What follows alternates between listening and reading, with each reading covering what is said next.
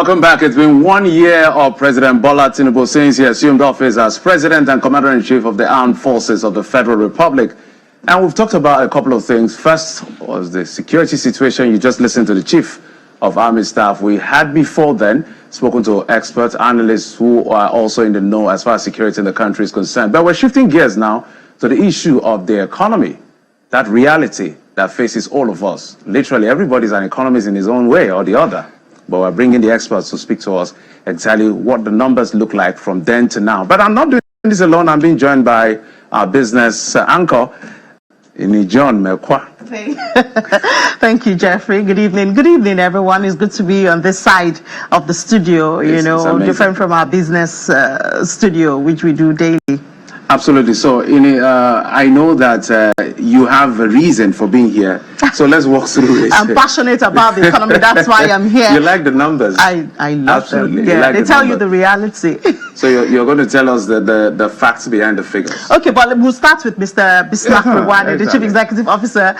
He has the numbers, as we know, and he has numbers with pictures. I trust him to have that. Mr. Rwani, good evening, and thank you for joining the conversation. I know you're going to talk beyond the numbers soon, but let's see. I know you want to paint a picture 1 year after. I think you have a major question. Are you better off today? There you are. Yeah. Thank you very much. The question today, let's put some context into what we want to talk about. 365 days after, 1 year later, are you better off now than you were last year? And do you hope to be better off at this time next year? So that's the question we're asking ourselves. 1 year ago, there were promises, policies, and announcements. The first promise President Tinubu made was to increase GDP to $1 trillion in 8 years. Before then, our GDP was almost $400 billion. So actually to double it in 8 years. He removed petroleum subsidies. He unified exchange rates. He promised to overhaul the security infrastructure. You just heard that now. And he also promised to double the power generation, which was 5,000 megawatts then to 10,000 megawatts in a period of 5 years, which means he promised to increase power by 1,250 megawatts every year. And he also promised to bring inflation under control. These were the promises, these were the announcements, and these were the policies. Next. So the highlights of these policies and announcements were announced in 2023, including the $1 trillion GDP goal. The time lag between policy announcements and efforts effect was a drag on outcomes. The unintended consequences are leading to social unrest. There's a cost of living crisis in Nigeria. The minimum wage negotiation will be a source of widespread conflict, and the wrong sequencing of reforms is taking its toll on output. Nigeria needs new borrowing to refinance existing obligations, and policy changes, institutional reform, and new borrowings will lead to positive and faster growth in the period 2025 to 2026. Next. Now, what are we seeing? The economic weakness is partly structural and mostly exogenous. Exogenous means from outside, but structural means fundamental. So what are the structural challenges?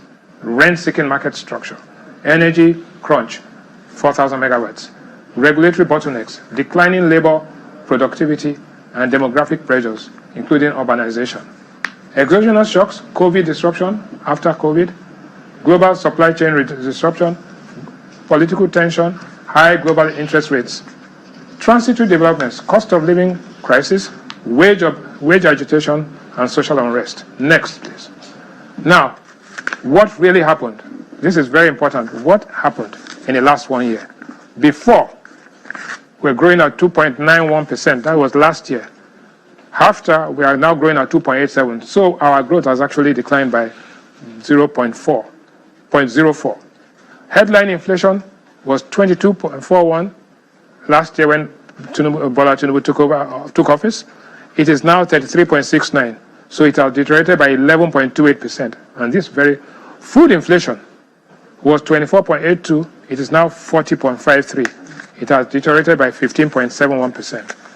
The exchange rate on May 29 last year was 765 in the parallel market, 765 naira to a dollar. Today it's at 1,520. It has lost essentially. It has more or less doubled, and it's gone down by 100%.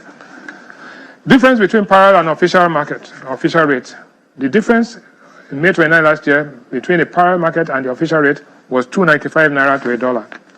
Today, because the official rate has been adjusted in the last 2 days, it is now, the difference is now 346 naira. So it has actually deteriorated. The price of diesel at this time last year was 840 naira a liter. Today it's 1,200. Don't forget, this diesel price had gone all the way to 1,700, but thanks to Dangote, they've brought it down to 1,200, and it's off by 43%. Petrol at the pump, PMS, was selling at 190, highly subsidized.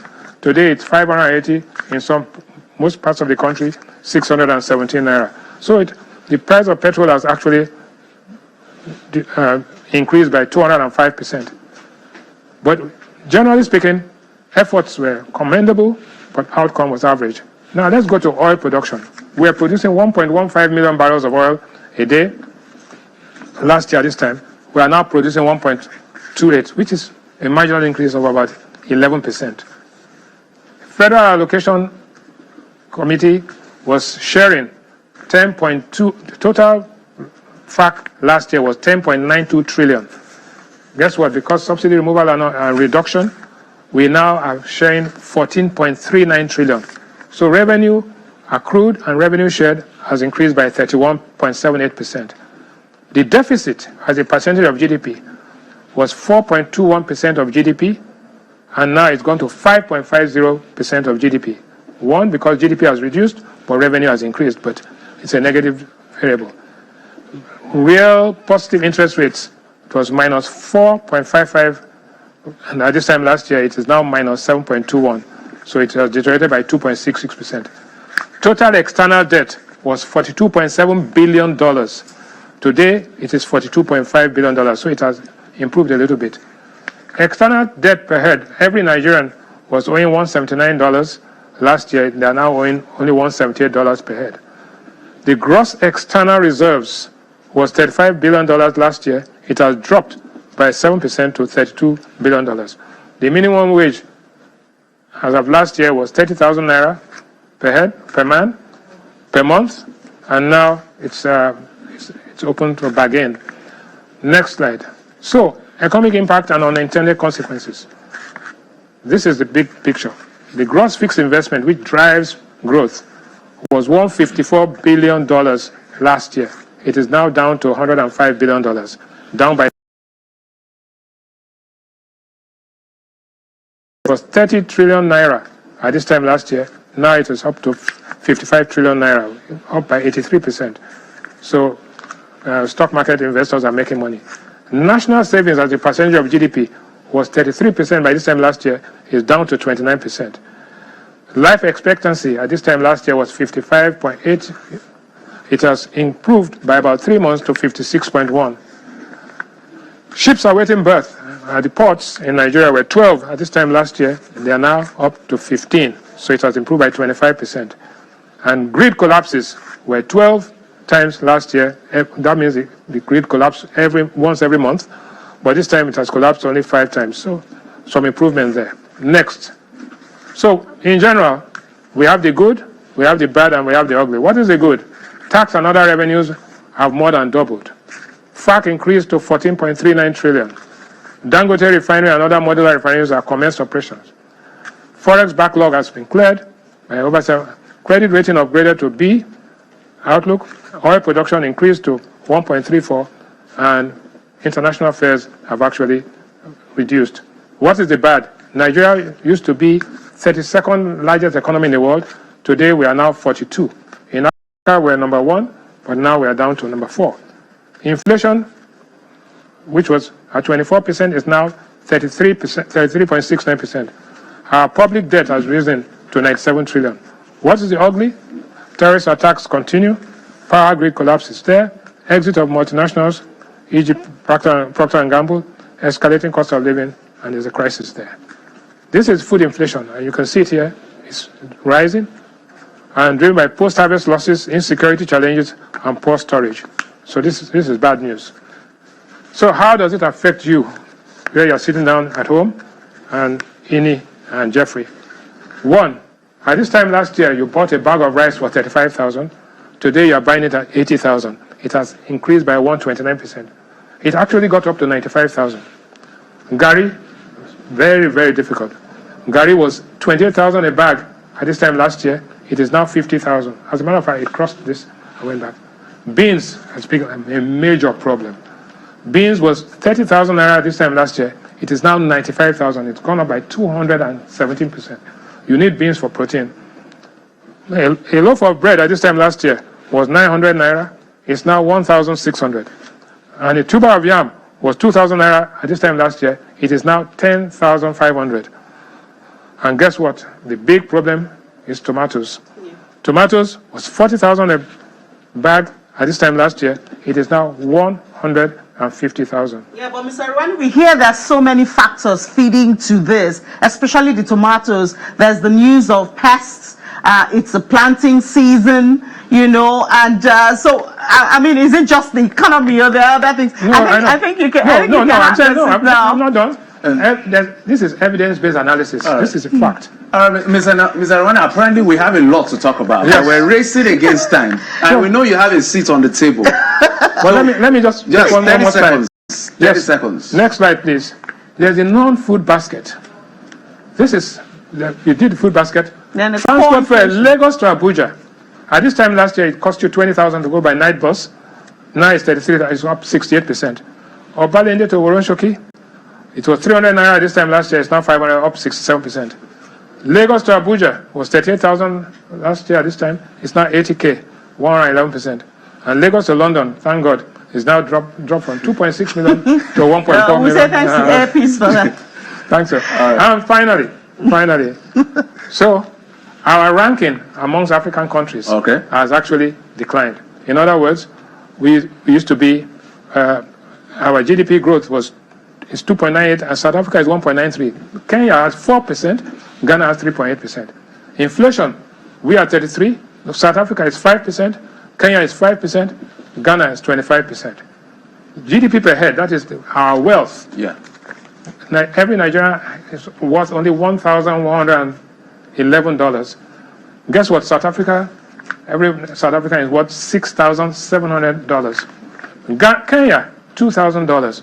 And Ghana, 2,200. We never in the past, we were always richer than Ghana. And now we are here. External reserves as percentage of GDP, the figures speak for themselves. So the picture is looking tough, but yeah, so many things obviously feed into this. Some light, Mr. some light at the end of the tunnel. Yeah, I think we should bring in the other guests. That's why I said Mr. Rwani has a seat on the table. Yes. He has questions to answer. We're going to look at those drivers, but it's not just the only one that will be on the panel today. We're going to be joined by a couple of other people who are in the know when it comes to these numbers, because you know those figures don't lie. So we have joining us via Zoom the managing consultant, CEO of Flame Academy and Consulting Limited, Oji Udumezue. We also have Dr. Wisdom Enang, oil and gas expert, joining us as well via Zoom. We also have Nkoyo Toyo, former member of the House of Representatives and development activist. She joins us from our Abuja studio, as well as Mr. Taiwo Yedele, the chairman of the Presidential Committee on Fiscal Policy and Tax Reforms. So it's a big team, gentlemen and ladies. So where do we start from? Maybe from Odumezue. I hope that you did hear those numbers from Mr. Rwani. And the good thing is he ended with some reality check, which is the price of gari, the price of yam, the price of transport, you know, from last year to about this time this year. And we do know that international institutions, the IMF, the World Bank, they've been saying that, well, the president has taken the right step. The harsh but necessary policy reforms. Would you say it's worth it? Looking at 1 year of Udemezue, please.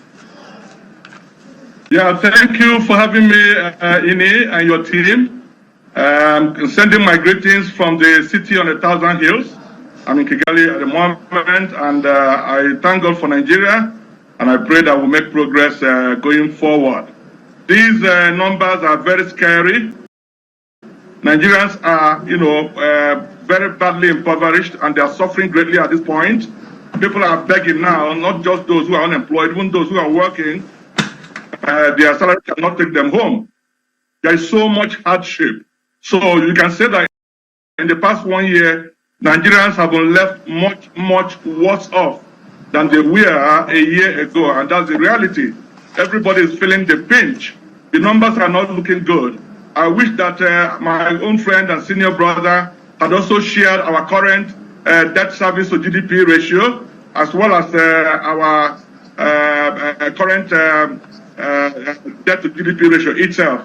These numbers are scary. Nigeria is poor. Nigeria is begging for money. Nigeria cannot fund its budget, and the future is not looking so bright. So the issue is, apart from policy announcements, what background work do we do before we make these announcements and begin to implement? People have said they are commendable policies. We are doing some, very bold reforms in the, foreign exchange market, trying to reform to bring the gap between the official and the private market close. But all these policies, we are not well planned before they were, they just started. All right, Mr. Anayze, let's because we are pressed for time. I apologize, we're pressed for time, and we have a big panel. So I want to throw as much questions to everybody as much as possible. Let me come to you, Nkoyo Toyo, on this particular one. The macroeconomic data dashboard, most of them in the bearish region, as you've seen from Mr. Rwani's presentation. And we've seen interventions, but we don't know how much of that has moved the needle. So when you look at the numbers, as well as the intervention that has come through, do you think this was well thought through? Thank you very much for having me. The question of whether it was thought through or not is, I think, something all of us will bear testimony to the fact that there isn't actually that thoroughness in terms of whether it was thought through or not. The moment Mr. President said to us and to the whole country that on the 29th of May last year that he was taking away the subsidy, he said subsidy is gone. And he said that wasn't part of his speech, but it came through. Even the suggestion that that was originally not part of his speech and then came through, to that extent, told us quite a bit about where the direction of that was going. Some policies are needed, but you need to also apply some sort of rigorousness in terms of how you implement. I think the act of statecraftship requires that we look beyond just the announcements and begin to ask ourselves whether these announcements have implications for the rest of the country. I must say that generally what I have heard presented this evening, speaks to the dire need for us to ask the question, how much of this was about the people and how much of this was about a preconceived understanding of what the challenges of the economy itself is. It's one thing to think about the economy from the lens of the IMF, the lens of the World Bank, and from the lens of the many people who advise governments. And it's another thing to think about what the consequences and the risk implications that this will bring onto the citizens of the country. I must say that in all the dimensions of this implementation and what we have seen so far, it's been a far cry from what we expected. This last 1 year has been really gruesome for Nigerians and the citizens of this country. I mean, take the thing, a basic thing like beans, moving from 30,000 naira at this time last year to 95,000 naira at this time. It's quite worrisome. Gari, which is also very basic food for everybody, is almost unreachable by the citizens of the country. I must say that what we tend to see more. Yeah, so I wanted to just move over to Dr. Wisdom Enang. He's in the oil and gas, and a lot of people have the notion that all of these indices in the red started when the president, even as Nkoyo Toyo has said, started when the president said subsidy is gone. Now, being in that sector, would you say there have been improvements? And now we're hearing of Port Harcourt refinery coming up soon. Dangote refinery already on, expecting petrol from Dangote refinery. Recently, the group's CEO of NNPCL has told us that perhaps we'll be hitting 1.7 million barrels per day production. That's a huge step from where we are. Would you say that sacrifice of subsidy removal has been worth it? Are we in the right path?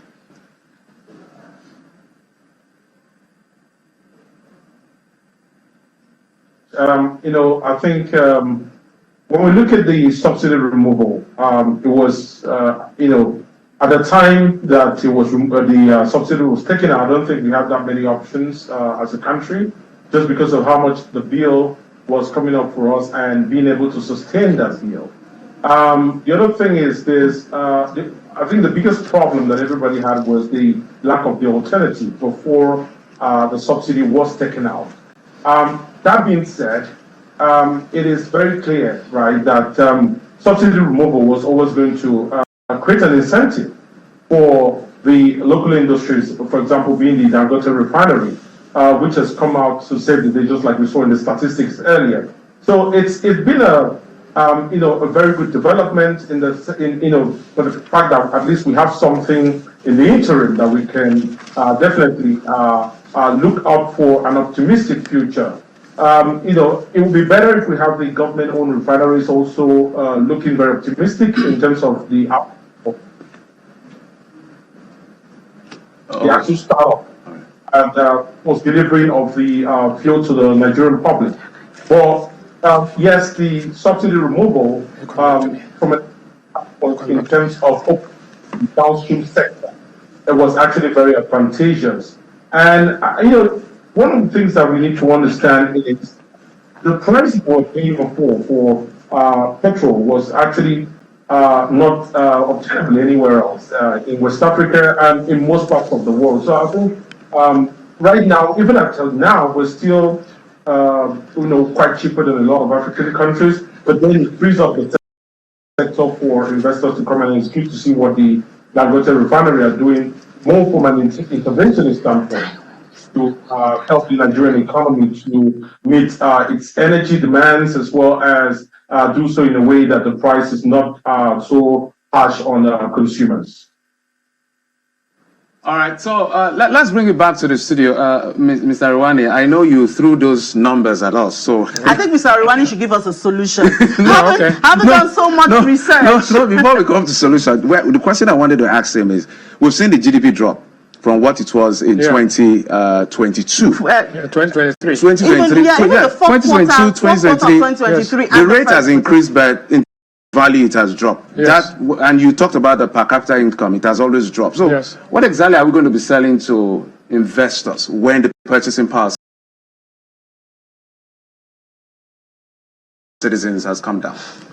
No, I think you have to understand something, that GDP is an output measure, it's not a revenue measure. Okay. So if you produce more and the price of those goods that you're producing actually come down, then your GDP would increase in output, but in terms of financial value, it will not increase. So, but what I didn't say, and the last slide, is what the outlook for the next 12 months. So first question, are you better off now than you were last year?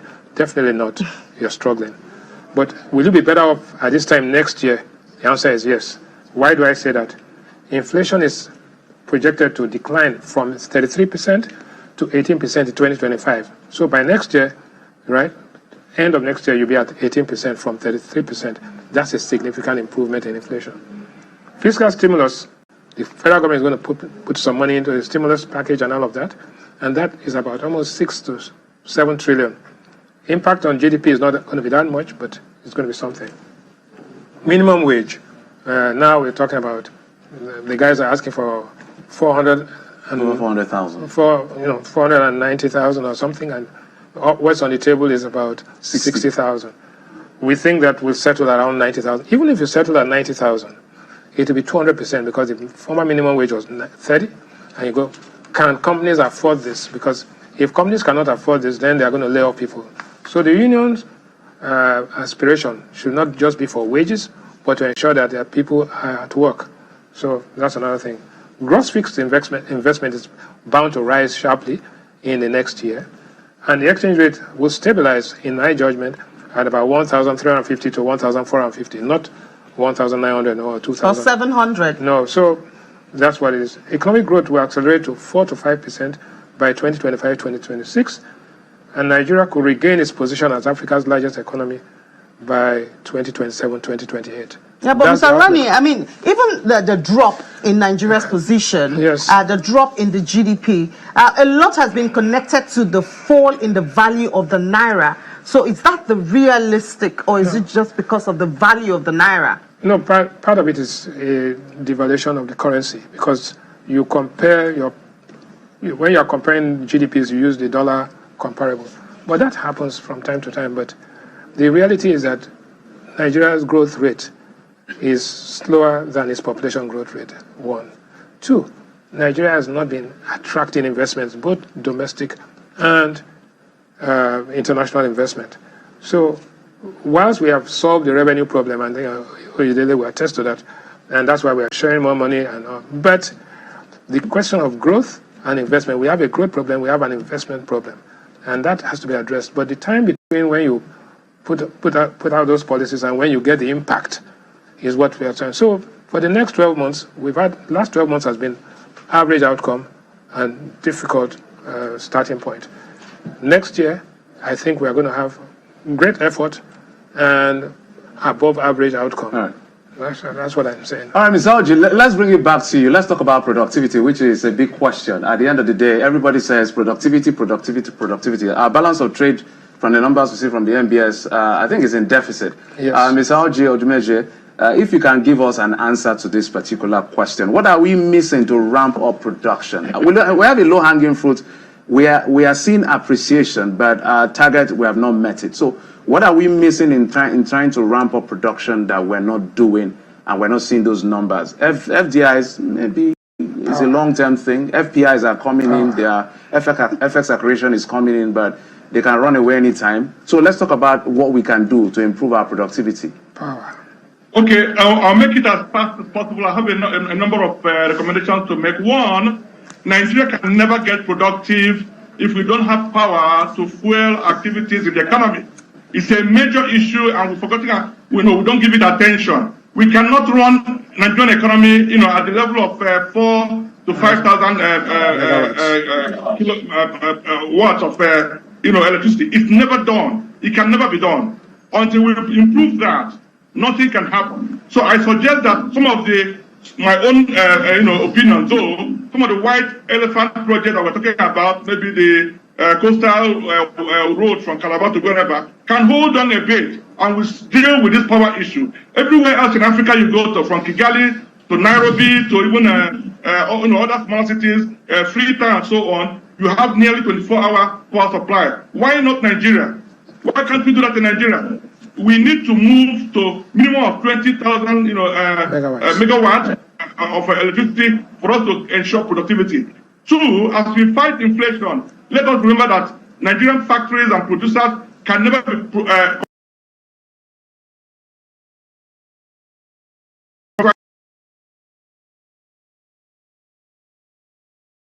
because to consider investment by corporate bodies. We need foreign investment coming in. Nigeria has been having almost a very poor show in foreign direct investment inflow into Nigeria. People are afraid of their lives, and because of bandits and so on, farmers cannot even produce. So local investment is suffering, foreign investment is also suffering. And then, looking at the Naira exchange problem too, that is a major issue for productivity, management. You cannot force an exporter to bring in dollar and exchange at a very low rate. I mean, the person that does nothing gets the dollar and makes a big margin in around tripping. Central bank has to do further work to ensure that the very scarce dollar is efficiently allocated. This crazy idea of trying to create a particular rate and sell to BDCs and so on is never going to work. Let's focus on the reform they are doing already, insisting that market forces play a very big part. While central bank plays some role, try to stabilize the market. All if you right. ask me again, one last point, please. One last point, please. The size of government is still huge.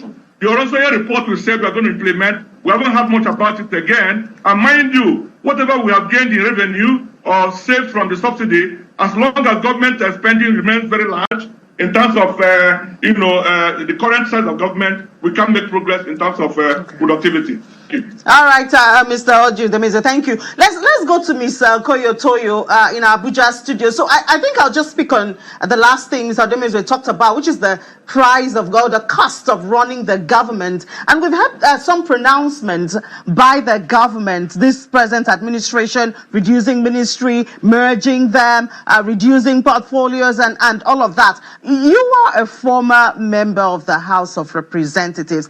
Is it so difficult, to actually, in real terms, reduce the cost of governance, reduce portfolios? I mean, tell us, perhaps it is the legal process that makes it difficult. Absolutely. I think we have a history of having these big governments and running them as though that, there's this false impression in Nigeria that we're a very wealthy country and anything can happen. Even if you go to the National Assembly, for example, almost every member has a bill to create a university, a college or something in their constituency or the other ongoing. So there's an endless demand on the side of government to do one thing or the other for a constituent or for the constituencies or the other.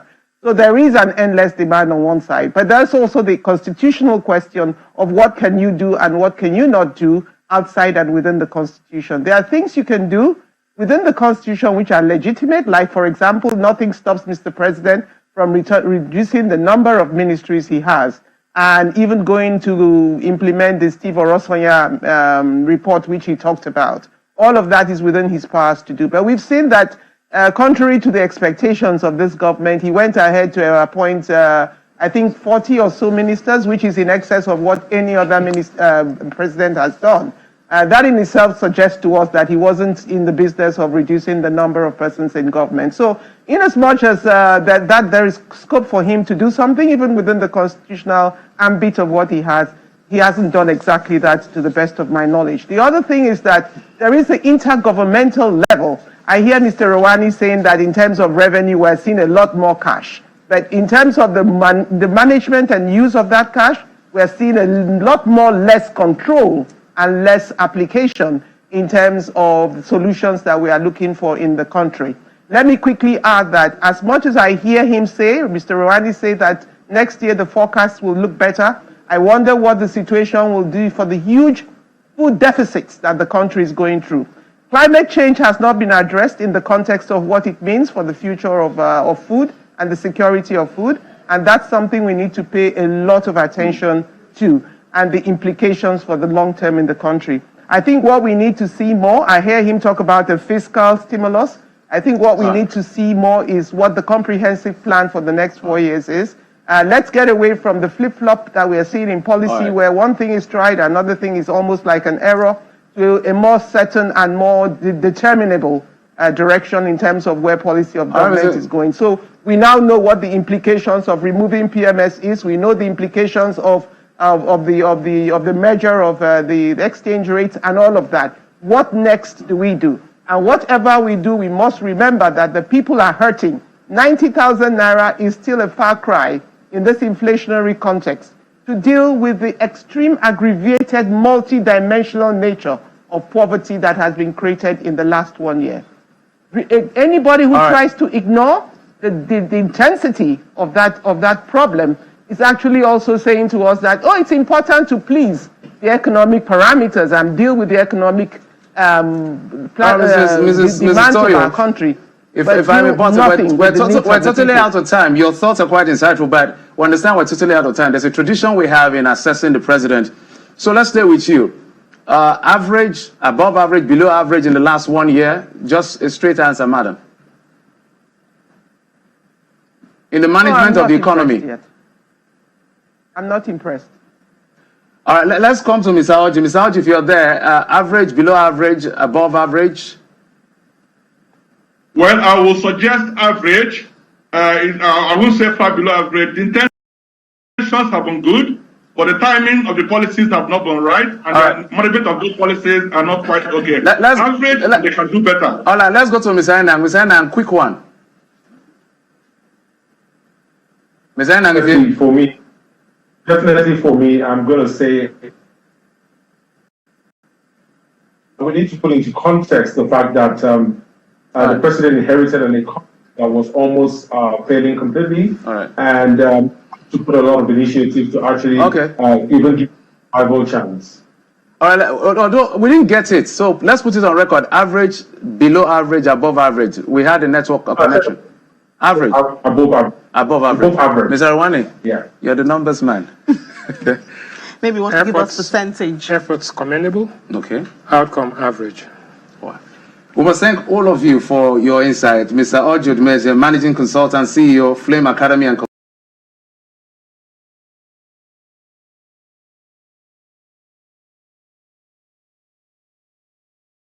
expert, as well as Mr. Bismarck Rwani, CEO of Financial Derivatives. Thank you so much, as always, gentlemen and lady, for coming through. Thank you. Thank you. All right. So, exactly, one of the things I wanted to ask, we didn't have time. We've seen the NMPC numbers good in terms of profit. When they posted negative in 2018, almost a trillion naira, now they're posting 2.2, but their operating margin is something to speak about when you look at the 8 trillion they generated in terms of revenue. Maybe the minister will answer that. But don't worry, we'll have all of that conversations on Business Morning and Business Incorporated. We always have time there. All right, Ili John Mekwa joined us to explore the conversation. He's a businesswoman, by the way. All right, thank you so much. Well, we'll take this commercial break and we'll throw it over to our Abuja studios. Join us again.